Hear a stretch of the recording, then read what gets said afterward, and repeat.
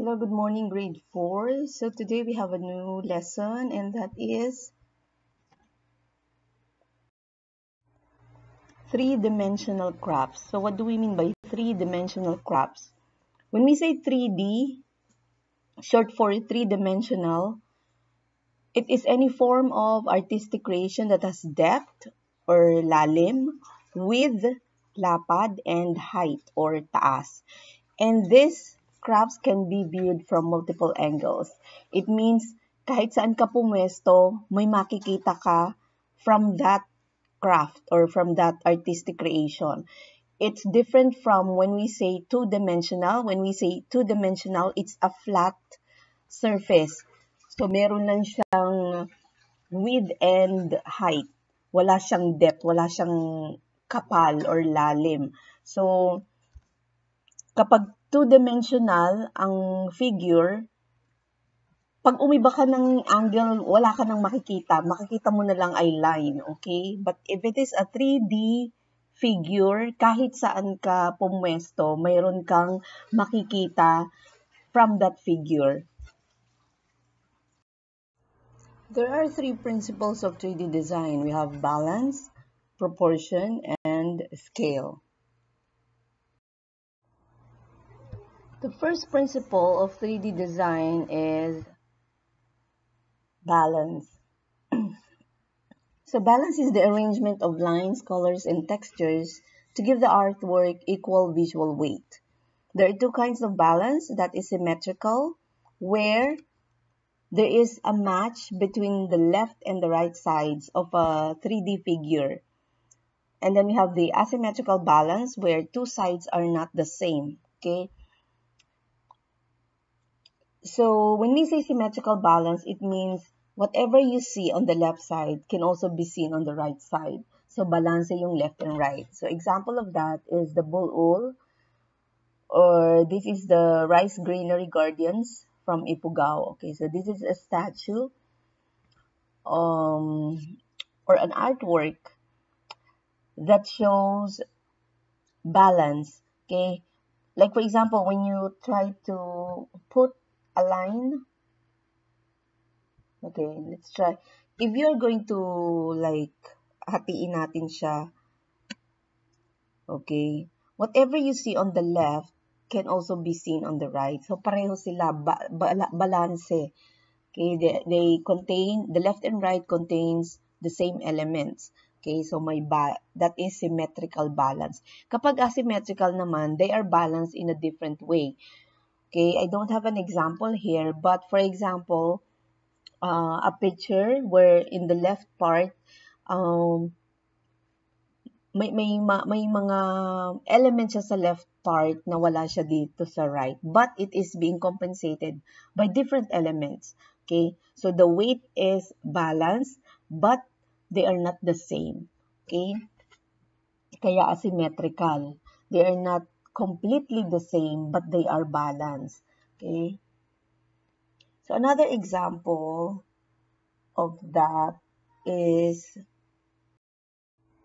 okay, so in this picture, okay, so this is a train, parang LRT siya, no?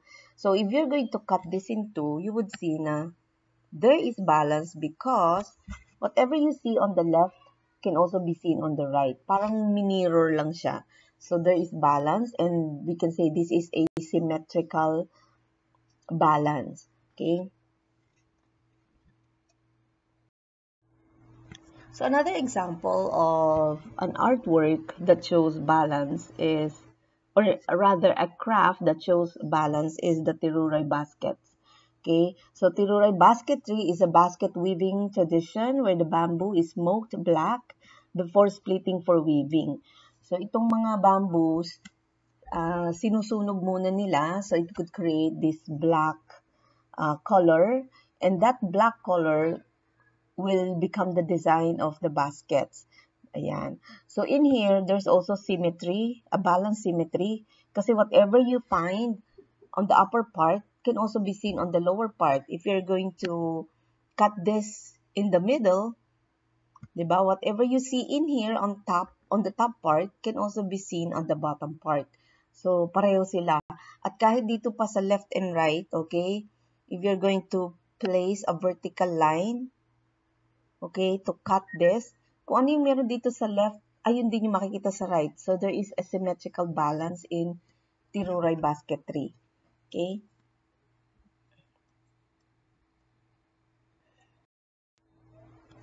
The next principle is proportion. Proportion is the relationship of size, location, or amount of one thing to another. An example of that is the Oblation by Guillermo Tolentino, and this is found in UP Diliman.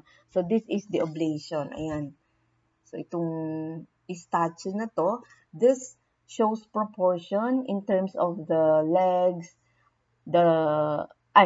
arms, legs, and the torso. This is proportionate to a human body form. Okay. Another example of an artwork that shows proportion, that shows the principle of proportion, is this one. Okay. So when we apply the principle of proportion, the creator or the artist would like to emphasize on a particular element of the art. Okay? So, mas gusto nila na nandoon yung focus nung makakakita ng artwork. So, in the case of this one, okay, as you can see, the leg part is bigger in size rather than the upper body, okay? So, ito yung from the torso going up to the head, maliit siya. So, the artist would like to give more emphasis on the legs. Probably would like to, I don't know what this artwork is called, but probably the artist would like to show the leg muscle endurance. That's why it gives more emphasis on the leg, on the part of the legs. Okay. So proportion does not mean to be kung gaano kalaki yung legs, dapat ganun din. Okay. The principle is that there is a reason why they are not proportionate, or why the proportion is like this.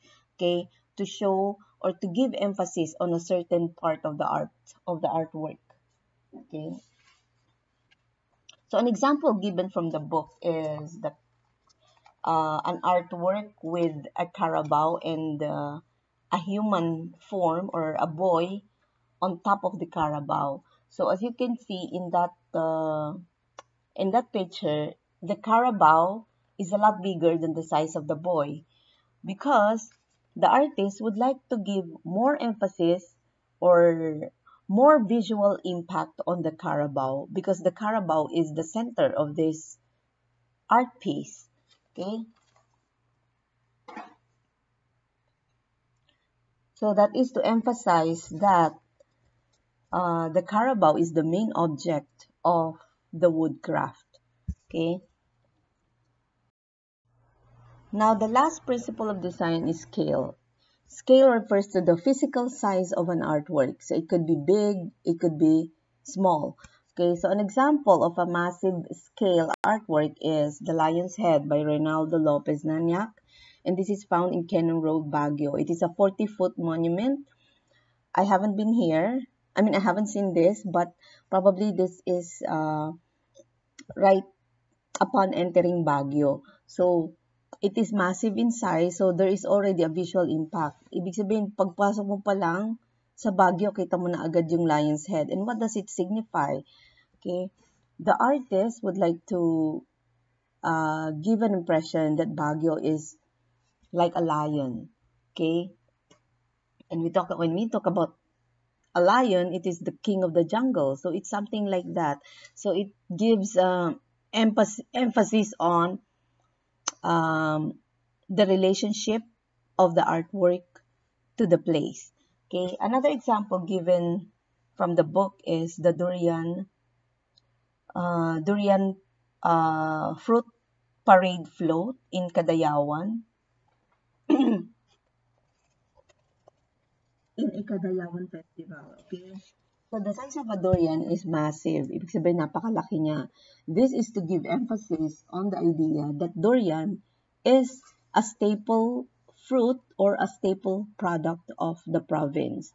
Ibig sabihin, they are a major producer of this fruit. Okay, so there is an emphasis with regards to the importance of that fruit, and it is shown through scaling. Ibig sabihin, pinalaki niya para mas lalong ma-emphasize kung gaano ka-importante yung prutas na ito sa kanila. Okay? Another example of an artwork with a scale is this piece of sculpture found in Pasig. This is called the Victor. Okay? It is situated in Pasig. It is, I think, a 60-foot monument made of silver, I don't know, silver-plated, something like that. Okay, so what does it signify? What does the artwork says? So it says that Pasigueños are winners kasi the victor from the word victory. Okay, Pasigueños are winners and they aim to be winners. Okay, so this artwork would like to show how the character of the people of Pasig. Okay, so again, the three principles of 3D design are balance, proportion, and scale.